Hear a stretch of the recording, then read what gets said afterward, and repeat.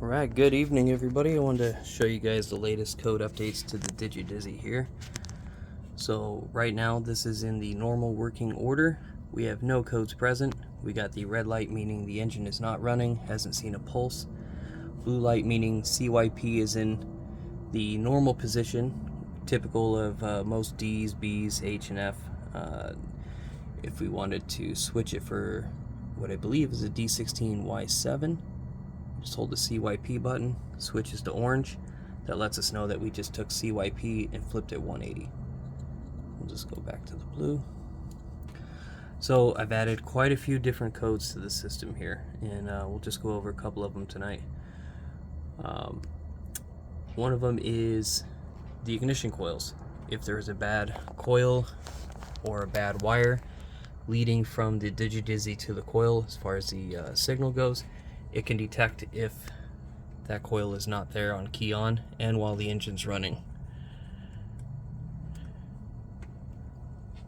So we're going to go ahead and unplug this guy, and it won't do anything right now because it hasn't done anything past the initial checks. But if we unplug, let me set you down here.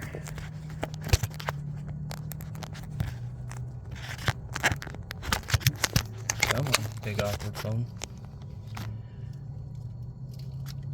If we unplug the Digi and plug it back in with cylinder number 1 disconnected, we're going to get some lights here in about 6 seconds.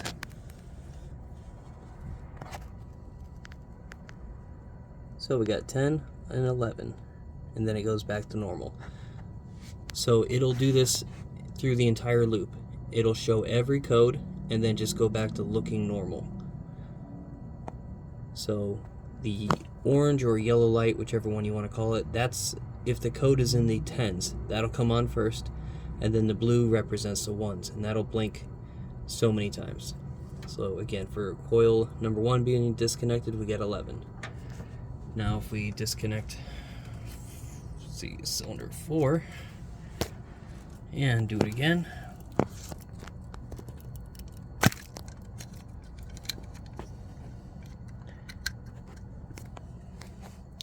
so we have 4 disconnected. Plug it back in. We're going to get cylinder number 1 first with code 11, and then code 14. 1, 2, 3, 4. And it'll restart the process all over again. Back to normal for 6 seconds. If there's codes to show, it'll go back through the cycle again. The red light lets you know every time you're going between the next code. And it'll repeat them as long as they're there. Cylinder codes I keep the entire time. Certain codes can come and go only as they're presented, and I may make it to where all codes just stick. Alright, so that was coils.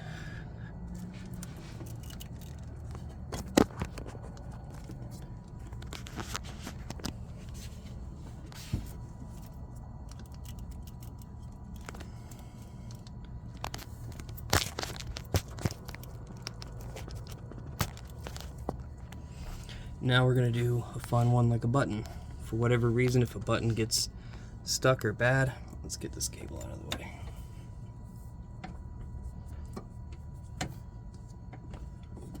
There we go. So, say one of the buttons goes bad. We saw how this one functions. If it's pressed, when the system turns on, it detects that there's something wrong with the button. And now we're going to get a code for that. 1, 2, 3, 4, 5. Code 5. And now the button also will not function anymore. The system knows it's a problematic button. It's just going to ignore any input from it. And it will not allow it to make any changes to the system.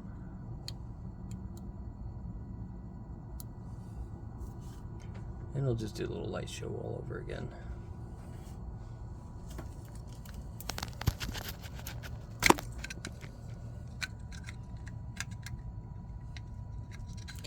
Now there's quite a few codes in here that I decided were worthy of shutting the system down completely if there's a problem. If the board starts to come loose and comes out and gets too far away from the pickup, we're going to shut it down. If the ignition signal is not present for over one full rotation, we know that the ECU has spit fuel into each cylinder, but no spark has occurred to burn it, so I consider that flooding. So we shut the whole thing down. We no longer produce TDC, CKP, or CYP signals to prevent the system from flooding. Now if you key off and key back on, you're more than welcome to try again, but if there is an issue, I think that one should be deemed disabled. That one should stay disabled.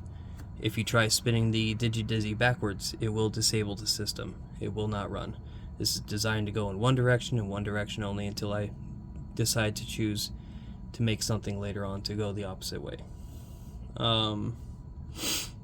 What else do we have?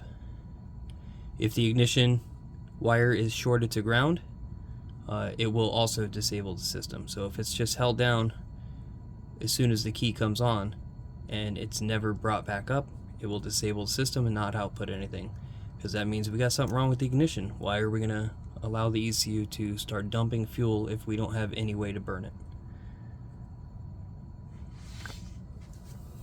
We got some integrity checks for whenever the position of the DigiDizzy is learned to the engine and sent to the EEPROM chip, the memory chip.